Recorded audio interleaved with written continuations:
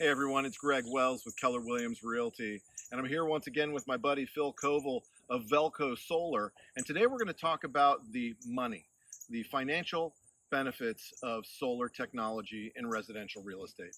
Phil, I know there's multiple layers to this, but why don't you give everybody the crash course? Yeah. So obviously, the first savings that people think about is savings on the electric bill, and that's really important over time, especially as the utilities are raising their rates. Yeah. Exactly.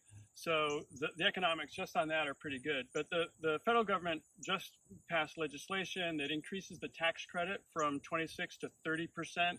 So that's great. So you get like 30% off your solar system right away, and so no one's going to give you 30% off your electric bill, at home. So there's the electric savings, there's the tax credit. In Virginia, we have also, you can actually sell the solar renewable energy credits. So this is, you're not selling the electricity in this case, you're selling the solar attribute. A little bit complicated, but basically it boils down to this: you get paid cash for going solar.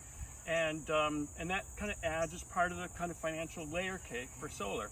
And then finally, I wanted to talk about the impact on home values, because a lot of times that's a question, especially for people who are kind of talking to you, like, what is this going to do to my home values? So now I need to preface this because I'm going to reference Zillow, and everyone who's thinking about selling a home or buying a home, you definitely need to talk to a professional real estate agent, because they know the ins and outs of that market and that particular property. But Zillow does have tens of thousands of data points on homes with solar and without solar, and comparing, all else being equal, homes with solar sell on the average in the United States for 4.1% more than homes without solar.